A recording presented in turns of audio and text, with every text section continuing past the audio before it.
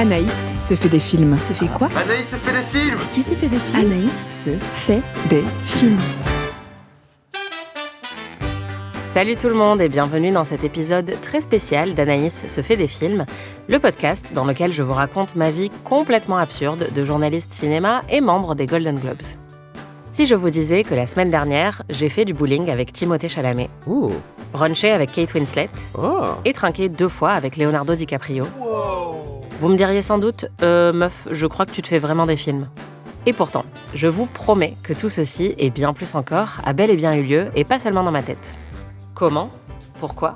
Eh bien, il y a quelques jours, alors que la campagne des Golden Globes battait son plein, j'ai décidé d'aller passer une grosse semaine à Los Angeles et de voir d'un peu plus près à quoi ressemblait la fameuse saison des Awards. Ça fait des années que je lis des articles d'Insider sur toutes ces petites sauteries hollywoodiennes où les stars serrent le plus de mains possible dans le but de récolter un max de votes aux cérémonies de remise de prix, et je me suis dit qu'en me rendant sur place, j'en aurais sans doute un meilleur aperçu. Je suis désormais fraîchement de retour à Paris et je peux vous dire que ce que j'ai vécu a largement dépassé mes attentes. Alors j'ai décidé de tout vous raconter dans ce hors-série spécial Hollywood.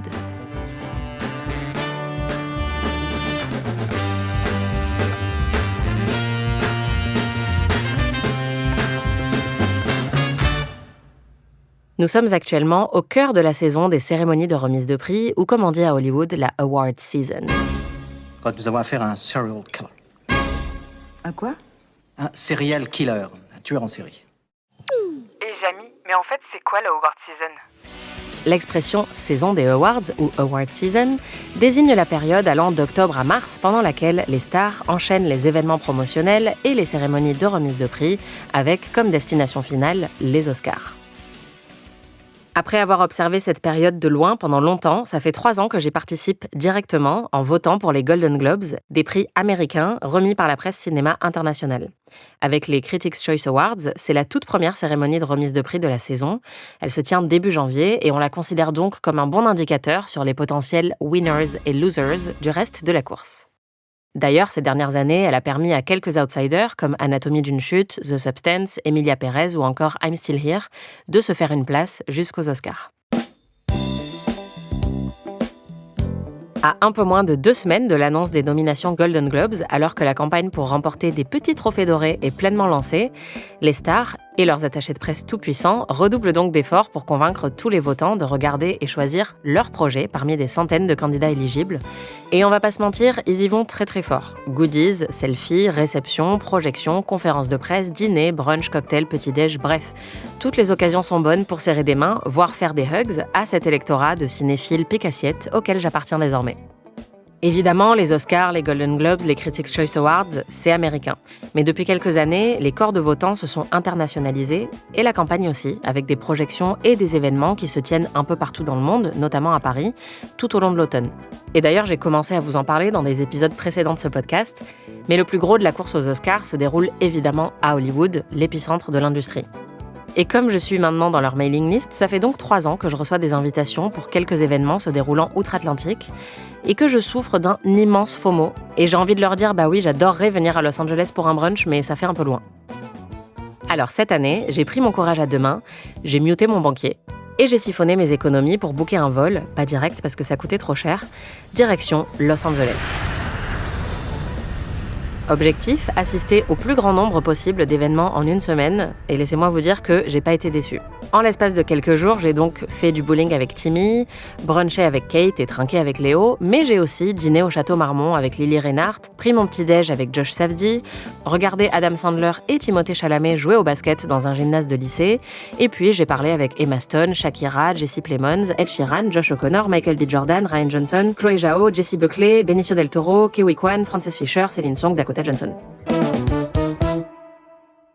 Il m'est évidemment impossible de vous décrire toute ma folle semaine en un seul épisode.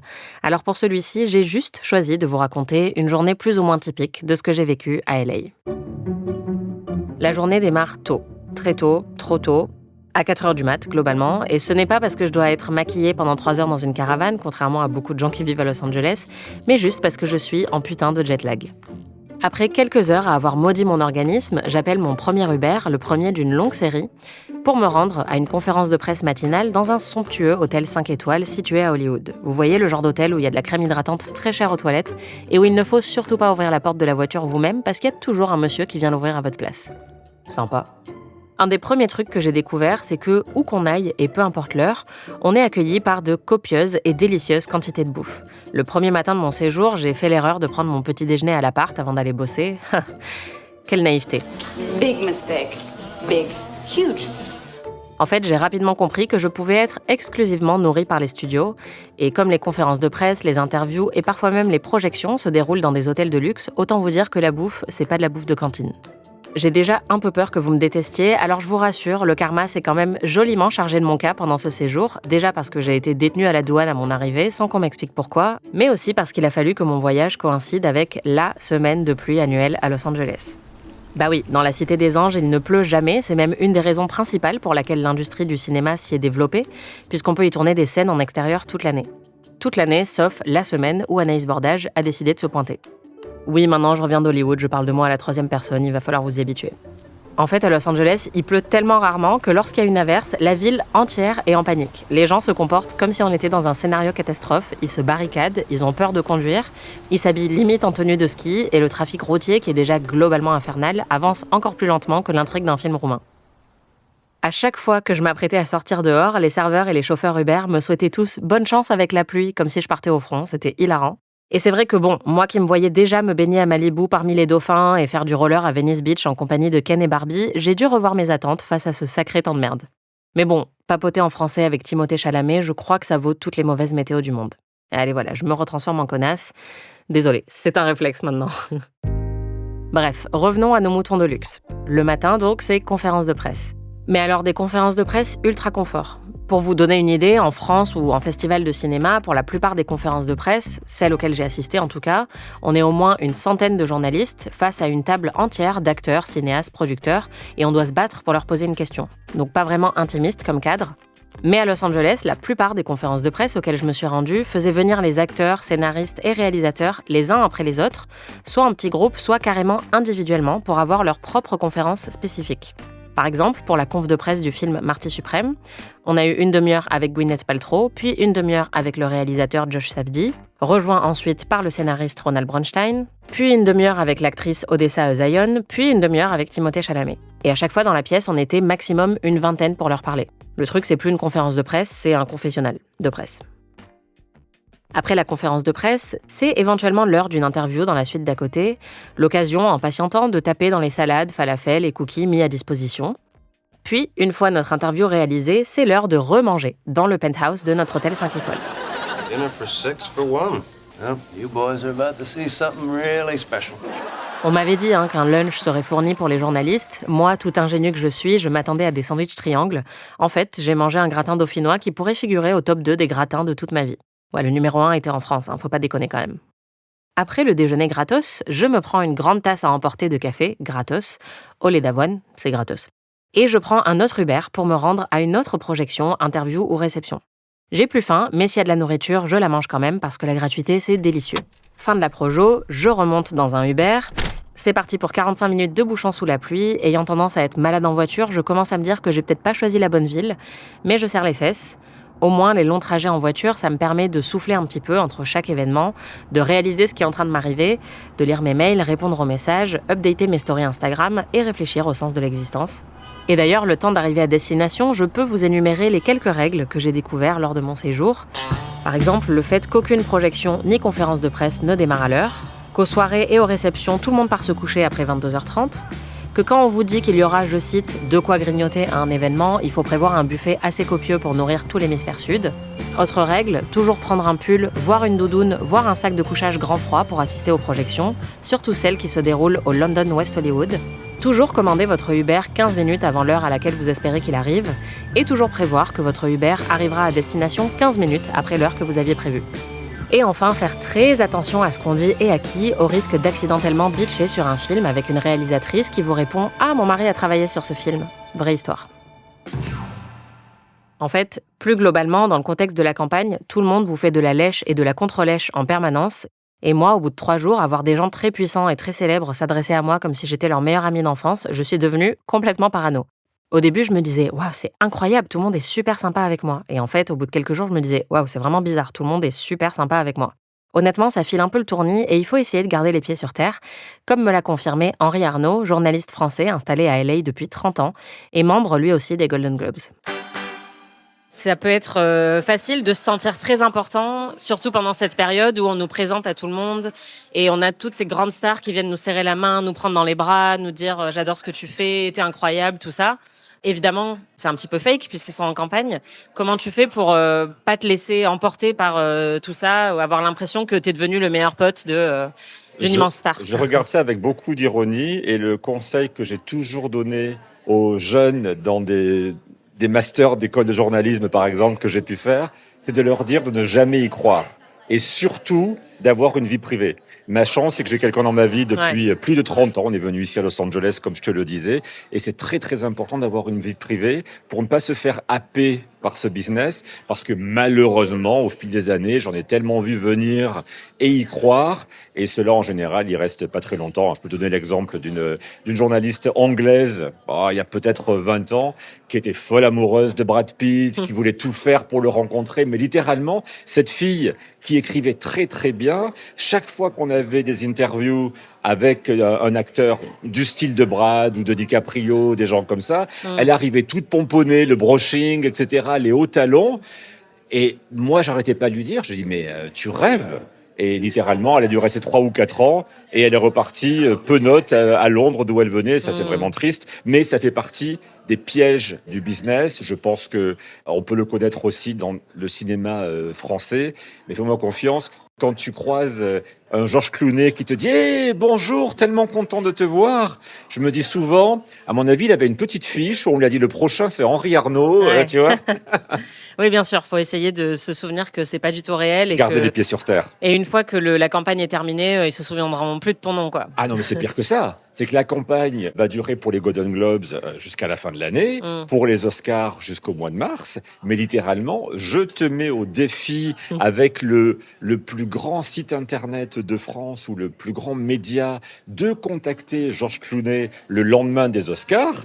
Tu n'auras même pas de réponse au email. C'est ça surtout. Ouais. Déjà, si tu arrives à l'avoir avant, c'est pas mal. Parce que moi, personnellement, je le connais pas. Mais ça fait partie de la campagne et c'est peut-être mon secret de longévité. C'est que quand tu as les pieds sur terre et que tu fais ça depuis, je te dis, c'est mes 30 ans cette année, quelqu'un comme Georges Clooney, j'étais un jeune débutant qui arrivait la première saison de Urgence. À l'époque, les producteurs de Warner faisaient des interviews sur le set 2 fois par an. Donc, c'est quelqu'un que tu rencontres 5 fois, 10 fois, 20 fois. Donc, même si tu es juste un visage et quand tu parles, je dis « Ah oui, mais lui, c'est le français ». Ils vont pouvoir te reconnaître. Ça y est, le Uber m'a ramené chez moi. Ou plutôt chez la personne qui m'héberge. Dans quelques heures, je vais assister à ma première avant-première hollywoodienne, celle de Zootopie 2. J'avais prévu de me changer et plus spécifiquement de me saper. Avant de venir, je ne savais pas du tout quelle était la tenue en vigueur pour les événements hollywoodiens, mais je savais que j'allais être invitée à plusieurs soirées, réceptions et projections officielles. Alors dans le doute, je me suis pointée à LA avec une valise remplie de talons et de jolies robes un peu chic. Pas non plus des robes de princesse, de toute façon c'est pas trop ma DA, mais le genre de robe longue, un peu va-va-voum, que j'aime bien sortir à Cannes ou pour les grandes occasions.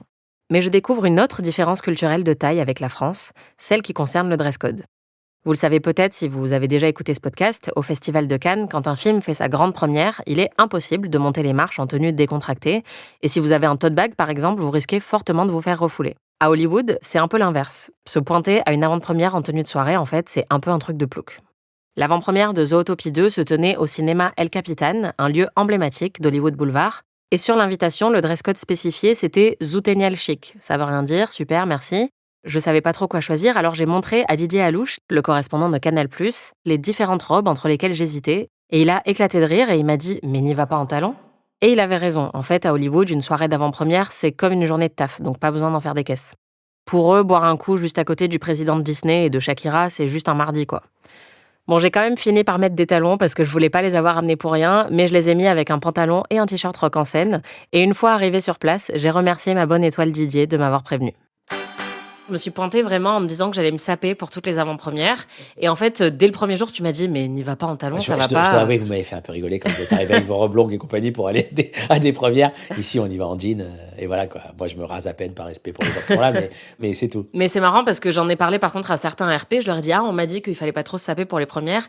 Et ils étaient outrés. Ils étaient, mais qui t'a dit ça? Mais absolument pas. Non, vas-y, sape-toi, tu vois, de la tête aux pieds. C'est Hollywood, tu fais ce que tu veux. Ouais. Mais c'est sûr que si t'arrives comme à Cannes, c'est un peu beaucoup, quoi. Tu détonnes vachement. C'est vrai qu'on a fait l'avant-première de Zootopie 2 et il y en avait 2-3 qui étaient vraiment trop sapés. Mais à mon avis, il devait aller à la soirée privée du réalisateur après, ou un truc comme ça. Ah oui, voilà. okay. Ou la soirée privée donnée par Bob Iger, le patron de Disney. Ah oui, donc voilà. Il vaut mieux pas y aller en jogging. Nous n'étions pas invités, autant le dire tout de suite. Peut-être l'année prochaine, on verra. Ça dépend, tu vas voter pour Zootopia?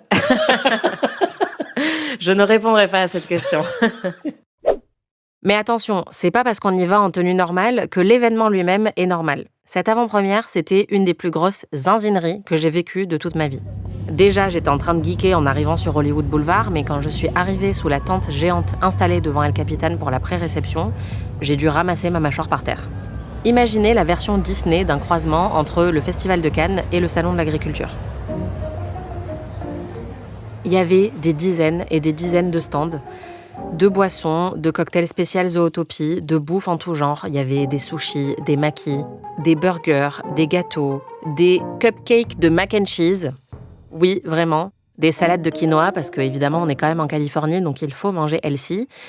Et puis, comme c'était un événement pour un film d'animation, avec des enfants invités, il y avait aussi un stand de céréales, un stand de bonbons. Il y avait carrément des animations de fêtes foraines, c'est-à-dire qu'il y a un endroit dans lequel il fallait essayer de jeter des poissons dans un seau. Et une fois qu'on avait participé, on nous donnait un stylo en forme de carotte, en hommage à l'héroïne du film, Judy Hopps, qui est un lapin. Ah oui, j'ai aussi oublié de préciser que le premier truc qu'on fait en rentrant dans cet endroit, c'est nous tendre des oreilles de lapin ou de renard en fourrure, que j'ai évidemment porté toute la soirée et que j'ai ramené à Paris. Il y avait aussi un stand dans lequel on pouvait faire photographier notre aura. Je ne sais pas ce que ça veut dire.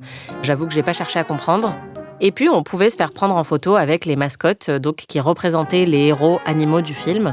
Il y avait aussi un glam bot. Je ne sais pas si vous voyez ce truc qu'il y a justement dans les cérémonies de remise de prix, où chaque star se pose devant une caméra et filmée au ralenti en train de prendre la pose. Bah là, nous autres ploucs, on pouvait faire exactement pareil. Personnellement, je ne l'ai pas fait parce qu'il y a quand même une limite au nombre de photos de moi-même que j'ai envie de prendre. Mais je vous avoue que le délire était délirant. D'ailleurs, soit dit en passant, dans la queue pour se faire prendre en photo avec les grosses peluches, il y avait Chandra Wilson, autrement connue comme Miranda Bailey de Grey's Anatomy. Voilà, cette soirée n'avait aucun sens. En fait, je suis pas à Los Angeles, je suis en Absurdistan. Plus rien n'a de sens, tout est absurde, je comprends pas ce qui m'arrive.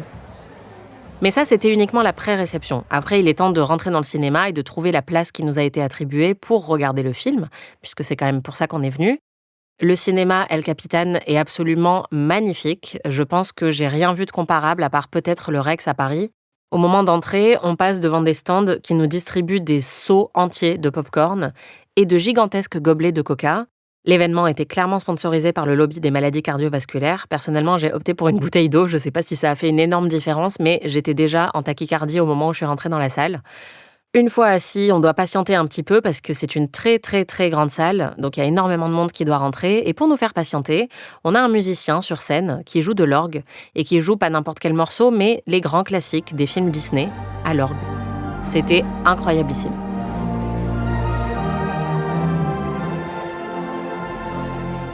Et puis avant que le film commence, tout le casting, absolument tout le casting monte sur scène sous les applaudissements de la foule. Il y a des paillettes, des confettis, de la musique, la chanson de Shakira qui passe en boucle à tel point que j'ai l'impression qu'on est en train de me laver le cerveau. Et puis finalement, le film commence. Ce qui était très frappant, c'était aussi d'entendre les réactions très très vives du public pendant la projection. On sent qu'il y a énormément de gens qui travaillent chez Disney, qui sont présents dans la salle, qui sont venus avec leurs proches, avec leur famille. Donc ça applaudit toutes les 5 minutes, ça crie pour chaque nom au générique. Bref, c'était une projection très très très ambiancée. À la fin, je suis complètement sonnée par tout ce que je viens de vivre, mais c'est pas fini, puisqu'à la sortie du cinéma, il y a des gentilles dames qui distribuent des énormes sacs de goodies. Oui, en plus de mon petit stylo carotte et de mes petites oreilles de lapin. J'ai aussi reçu un sac avec une trousse de coloriage, des stickers, mais aussi et surtout une gamme de produits capillaires de la marque de Shakira. Ça, c'était juste une soirée, mais à la fin de mon séjour, j'ai cru que j'allais devoir acheter une deuxième valise pour être sûre de pouvoir ramener tous les goodies que j'avais accumulés. En plus des goodies de Zootopia, j'ai aussi ramené un pull siglé de la boîte de production des frères Russo, des bougies, une casquette, des balles de ping-pong siglées Marty Supreme, ou encore une boîte de céréales à l'effigie de Timothée Chalamet. Ouais, c'est une longue histoire, je vous raconterai ça plus tard. Et j'en profite pour préciser une chose importante, enfin deux. Il y a des règles assez strictes concernant la campagne des Oscars et notamment les cadeaux qui sont ou ne sont pas autorisés. Je ne vais pas les détailler, mais sachez que la plupart des choses qu'on nous offre ont une très faible valeur monétaire pour éviter d'être accusé de corruption, évidemment. Mais surtout, aucun cadeau ou gratin dauphinois de luxe n'a changé mon opinion sur les films et séries qui font campagne. Et d'ailleurs, si vous voulez savoir ce que j'ai pensé de Zootopie 2, en salle cette semaine en France, rendez-vous à la fin de l'épisode. Comme toutes les journées là-bas, celle-ci, qui est totalement hallucinante, se termine dans une voiture, direction la maison pour essayer de dormir un peu avant de tout redémarrer le lendemain matin.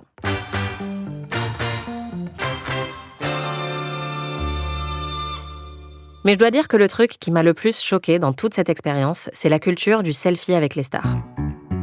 En France, lors des réceptions ou projections organisées pour les Golden Globes et les Oscars, les photos sont généralement interdites, sauf rares exceptions avec l'accord des stars en question. En fait, on part du principe que c'est une rencontre privée, exclusive, qui nous permet de discuter avec les cinéastes et les comédiens dans un cadre informel.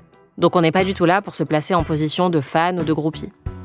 À Los Angeles, on n'est pas dans la ville du paraître pour rien. Déjà, il y a une clinique de chirurgie esthétique à chaque coin de rue, donc je comprends qu'il faut rentabiliser ses peelings en faisant le plus de photos possible. Mais à chaque événement, même les conférences de presse pour les journalistes, les gens font la queue pour se prendre en photo un par un avec là où les stars présentent. Ça m'a un peu rappelé quand j'avais 7 ans et que je faisais la queue à Disneyland Paris pour avoir un autographe avec Pluto et Donald, sauf que là on est tous adultes, partiellement éméchés et en présence de certains des acteurs les plus célèbres du monde. Du coup, pour moi, on est plus proche de Squid Game que de Disneyland en fait.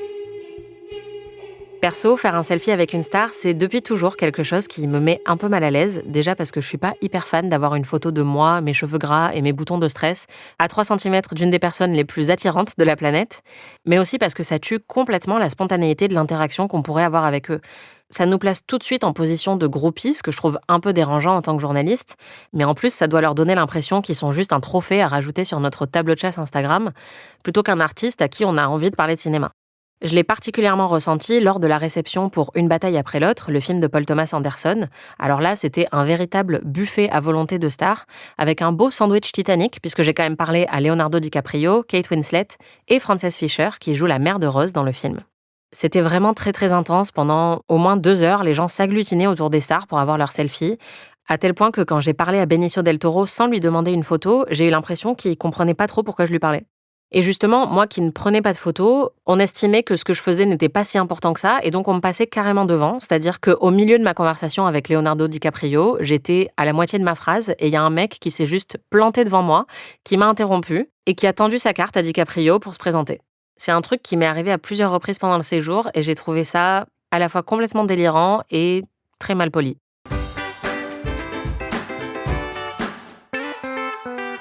Il faut préciser que pour avoir une expérience aussi folle en quelques jours, j'ai aussi eu de la chance. En fait, je suis tombée sur la semaine la plus intense, de la campagne la plus intense de ces dernières années. En tout cas, c'est ce que tout le monde m'a dit là-bas. Pourquoi ? En fait, Hollywood a été très endommagé par le Covid et la grève des scénaristes. L'industrie a été forcée de tourner au ralenti pendant plusieurs mois, voire plusieurs années. Et cette année, on a vraiment l'impression que, pour citer un attaché de presse américain, « The movies are back ». Le cinéma est vraiment de retour. Non seulement ça fait très longtemps qu'il n'y avait pas eu une campagne aussi serrée et aussi passionnante, puisqu'il y a un nombre incalculable de bons films, et c'est pas toujours le cas, mais en plus, les équipes donnent tout ce qu'elles ont pour leur promotion. Et pour en savoir plus sur le caractère un peu spécial de cette campagne, j'en ai parlé à mes confrères installés à Los Angeles depuis 30 ans, Didier Alouche et Henri Arnaud. Est-ce qu'il y a quelque chose de particulier ou de différent dans la campagne des Awards de cette année par rapport aux précédentes que tu as vécues ? C'est une campagne très riche. Il y a beaucoup de choses. Il y a beaucoup d'événements. C'est une année où aucun film ne se détache vraiment. Donc, du coup, tout le monde pense qu'il a sa chance et tout le monde y va. Ce qui veut dire très clairement qu'il y a énormément de gros événements, mais aussi plein de petits événements, des projections de films inattendus, des concerts, des réceptions, Voilà, c'est si on peut dire qu'il y a quelque chose d'inhabituel dans la campagne de cette année, c'est ça, c'est le nombre important de films qui pensent pouvoir avoir leur chance dans la course. C'est une année où les nominations sont réellement difficiles à discerner à l'avance. C'est ce qu'on appelle quelque chose de très ouvert. C'est-à-dire qu'en général, ça fait que 6 ans que moi je vote pour les Golden Globes, hein, mais en général, on avait déjà des favoris à partir du mois de septembre, après Toronto, par exemple, ou Venise. Cette année, c'est tellement ouvert qu'on a l'impression que même un petit film indépendant a ses chances en dehors des grosses machines d'Hollywood et des grands studios ou des grandes plateformes. Qui est-ce qui mène la meilleure campagne à l'heure actuelle ? Alors, c'est très très difficile et puis la vraie réponse elle viendra le jour où on aura les vainqueurs. Je pense que le film qui mène la meilleure campagne, je veux dire, il y en a 2 en fait. Il y en a même 3. C'est Marty Suprême qui se détache vraiment parce que d'abord ils ont des idées. Ils ont fait un échange entre Adam Sandler et Timothée Chalamet dans un gymnase. Timothée Chalamet a joué le jeu à fond. Ils ont joué au basket ensemble. Ils ont répondu à des questions. Enfin, ils ont été vraiment bien. Ça a duré longtemps, plus d'1 heure. En général, ces débats, ça dure 20 minutes et ça, c'est le grand maximum. Donc, ils ont joué à fond. Et puis, Chalamet s'engage vraiment dans la course. C'est-à-dire qu'il a pris son temps. Il y a eu un week-end spécial juste pour les awards. En général, on case les événements awards dans la semaine de Junket, dans la semaine des premières, etc. Là, ils ont pris vraiment un week-end spécial. C'est-à-dire que la promo de Marty Suprême habituelle n'a pas commencé. Elle commencera pas avant le 1er décembre, mais la promo award, elle est venue en avance. Comme les votants au Golden Globe et au Critics' Choice Award vont donner leur nomination dans maintenant un peu moins de 10 jours, il faut qu'ils aient pu voir les films, il faut qu'ils aient pu voir les talents, qu'ils aient pu discuter avec eux et qu'ils aient même pu jouer au bowling pour certains avec eux. Mais Je vois pas de quoi tu parles. Et Chalamet et tous les gens de Marty Suprême et A24 qui distribuent le film ici l'ont bien compris. Et ils y sont allés à fond. Donc c'est peut-être le film qui se détache en ce moment. Ça fait plusieurs années que les meilleures campagnes sont faites par Netflix, la plateforme. Probablement parce que c'est eux qui ont les plus gros budgets. Hein. Il faut pas se leurrer. À la fin du jour, toi et moi, on est journalistes, on voit très bien ce qui se passe. Et tu as des tout petits films que moi j'ai adorés, comme Sirat, du franco-espagnol Oliver Lache. Ouais. Qui a ses chances, mais tu vois derrière que ça rame parce qu'évidemment, ils n'ont pas des dizaines de millions à dépenser pour promouvoir. Non, ce qui est impressionnant cette année, ce qui est vraiment inhabituel, c'est les bonnes idées des petits films. Par exemple, Sirat, qui a fait une rave party, un DJ set après une projection du film avec le DJ qui fait la musique du film. C'est intelligent, c'est original. Les gens y sont allés, ils vont garder ça en tête. Le film est assez fort pour aller, peut-être pas au bout, mais en tous les cas dans les 5 nommés. Et voilà, c'est ces petits événements-là qui font la différence et qui mettent les films en avant. Et c'est pour ça que tu te dis à chaque fois, il faut garder les pieds sur terre parce que malheureusement, toi et moi, on est des journalistes, mais pour eux, on est juste un élément de leur plan marketing. Hamnet fait une très bonne campagne aussi, en jouant à fond sur l'émotion, en jouant sur le côté féminin du film, en mettant en avant sa star féminine, Jessie Buckley, et sa réalisatrice, Chloé Zhao. Ils savent que c'est un film extrêmement émotionnel. Ils jouent à fond là-dessus, c'est pas bête du tout, c'est comme ça que ça peut marcher. Là encore, bonne campagne. Mais c'est du momentum, la campagne des Oscars. À un moment, un film est devant, à un moment, un autre film est devant. Mais c'est vrai que le gros mastodonte en termes de campagne en ce moment, c'est Marty Suprême. I drink your milkshake. You got into Harvard Law? What, like it's hard? C'est pas possible. Il faut moi 8 000. I had a dream about this one. Ça fait comme des pizzas 4 chaussures. Si vous me regardez, qui je regarde moi? Comme dans tous les épisodes d'Anaïs se fait des films, c'est la tradition, je dois quand même vous parler de quelques films qui sont en salle en ce moment. Et ça tombe bien puisqu'il y en a beaucoup qui sont aussi dans la course aux Oscars actuellement. Le premier, c'est Zootopie 2 qui vient de sortir. Dans la police, le partenariat est la pierre angulaire du succès. Non, ma carotte. Fabuleux. Vous voulez arrêter les méchants? Aïe! Arrête de me tirer les oreilles, tire pas les oreilles d'un lapin! Soyez sur la même longueur d'onde. Très allons-y, j'y suis presque. C'est les poulets. Totote. Sauvez-vous tout le monde! Bon, on gagne pas à tous les coups. Je vous l'ai dit, je l'ai vu à Los Angeles avec une avant-première totalement délirante. J'avais adoré le premier Zootopie que j'avais trouvé très malin, intelligemment politisé dans le contexte dans lequel il était sorti, puisqu'il est sorti, il faut le rappeler, en 2016, au moment de l'élection de Trump. J'ai été beaucoup moins convaincue par ce deuxième volet. Alors oui, on y retrouve les bons ingrédients du premier, c'est-à-dire qu'il y a beaucoup de jeux de mots et de jeux de mots animaliers. Il y a des animaux qui sont très mignons et très marrants. Par exemple, il y a un nouveau duo de personnages qui sont des zèbres et qui se surnomment les Z-Bros, parce que c'est aussi des bros. Mais j'ai pas retrouvé l'éclair de génie, par exemple, qu'il y avait eu dans le premier avec le paresseux, qui est clairement la star du premier film. Et puis l'intrigue m'a paru vraiment capillotractée. J'ai eu du mal à suivre. Alors certes, j'étais très jet-laguée au moment où je l'ai vu, mais j'ai trouvé que ça se tenait beaucoup moins bien que le premier et que même si c'est très divertissant et qu'il aura sans doute du succès auprès d'un public jeune, on est vraiment très loin de la réussite du premier. En salle en ce moment, il y a aussi Wicked Partie 2 ou Wicked for Good. Et là, c'est exactement pareil. J'ai été très fan du premier Wicked, dont je n'attendais absolument rien, mais j'ai trouvé que le film était sublime. Je suis devenue fan de la musique. Et j'avais donc des attentes très élevées pour cette partie 2. Il faut savoir que c'est adapté d'une comédie musicale de Broadway qui se déroule en 2 actes. Et donc, le premier film correspondait au premier acte et le deuxième au second acte. Mais la comédie musicale, qui dure environ 2 heures, a été transposée en 2 films qui durent chacun plus de 2 heures. Donc on sent qu'ils ont un petit peu étiré et malheureusement, tous les meilleurs morceaux et toutes les meilleures parties de l'intrigue se trouvaient dans le premier volet. Dans cette partie 2, on sent qu'ils rament un petit peu pour remplir leurs 2 heures. Il y a toujours les qualités du premier, c'est-à-dire que la direction artistique est époustouflante. Les costumes et les décors, qui sont d'ailleurs pour la plupart des décors réels, en dur, sont vraiment hallucinants. Les performances des actrices, Ariana Grande et Cynthia Erivo, sont très impressionnantes, et notamment leur performance vocale. Et à l'inverse d'une comédie musicale où on peut avoir une partie qui est un peu plus faible, mais on voit tout ça comme un ensemble, là, c'est très difficile d'avoir attendu 1 an pour arriver sur une conclusion qui n'est vraiment pas à la hauteur émotionnellement du premier volet. En salle cette semaine, il y a aussi le nouveau film de Yorgos Lanthimos, Bugonia. Je ne veux pas vous en dire trop sur ce film, mais si vous connaissez un petit peu Yorgos Lanthimos, vous pouvez déjà vous attendre à ce que ce soit totalement perché, très grinçant et parfois un petit peu malaisant. C'est un film qui parle de notre monde contemporain, qui parle de la division qu'il y a au sein de la société. Et ça parle d'un complotiste joué par Jesse Plemons qui va kidnapper la PDG d'une entreprise pharmaceutique jouée par Emma Stone parce qu'il est convaincu qu'elle est une alien envoyée sur Terre pour conquérir les humains. Je ne vous en dis pas plus, mais si ça vous intéresse, vous pouvez lire mon article et mon interview avec Emma Stone et Jesse Plemons sur slate.fr. Et je case, vu que je les ai rencontrés à Los Angeles, qu'ils sont très sympas. Et enfin, ce film n'est pas dans la course aux Oscars, mais je voulais quand même vous en parler parce que c'est un de mes plus gros coups de cœur de l'année. Ce film, c'est Des preuves d'amour d'Alice Douard. Vous avez fait comment, alors ? On a fait l'amour. Oui, non. C'est une fille. Oui. Ah, c'est bien, tant mieux. Non, tiens ton air, retiens ton air. Arrête de rigoler, toi. Ouais, c'est bon, on a compris que t'étais enceinte. Ça va, hein, toi tu peux vivre ta vie. Moi je fais tout le boulot et je suis obèse.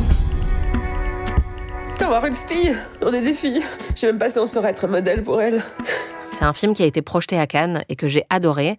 Ça parle d'un couple de lesbiennes qui s'attendent à avoir leur premier enfant. Or, celle qui n'est pas enceinte va devoir entamer des démarches pour adopter son propre enfant.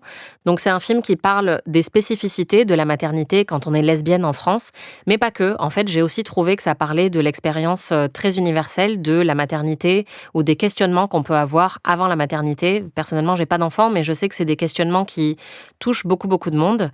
La peur, en fait, qu'on peut ressentir de se dire est-ce qu'on va être à la hauteur ? Est-ce qu'on va reproduire les mêmes erreurs que nos parents avant nous ? Est-ce qu'on est prête physiquement, mentalement ? Est-ce que notre couple va survivre à tout ça ? C'est un film qu'on peut caser dans la catégorie comédie parce qu'il est vraiment très drôle, mais il y a aussi énormément d'émotions. Le casting est super, c'est Ella Rumpf et Monia Chokri qui jouent les 2 personnages principaux. Vraiment, Des preuves d'amour, c'est un film extraordinaire et je vous encourage à aller le voir en salle.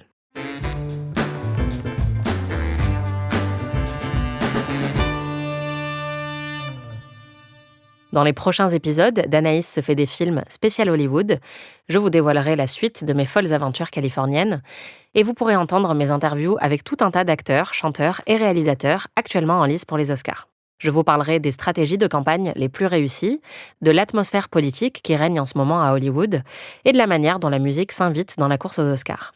Et oui, promis, je vous raconterai comment je me suis retrouvée à faire du bowling avec Timothée Chalamet. How much time do you have? As long as you want. Là, je suis dans un Uber pour aller voir Shakira. Well, Shakira, thank you again so much for joining us and talking about Thank you so much. Appreciate you for coming all this way. Yeah, of course. Ce matin, j'ai fait du bowling avec Timothée Chalamet.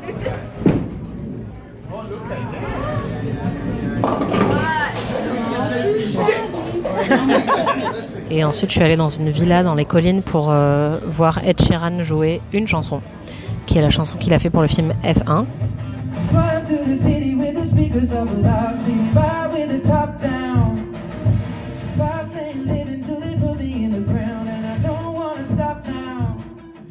But you know, other light themes as well. Fun, entertaining. Get to the theater. You're gonna. It's a hoot. C'est la fin de cet épisode hors série d'Anaïs se fait des films spécial Hollywood. Je sais que vous m'aurez d'envie d'en savoir plus sur mes rencontres avec Timothée Chalamet, Michael B. Jordan, Ed Sheeran et les autres.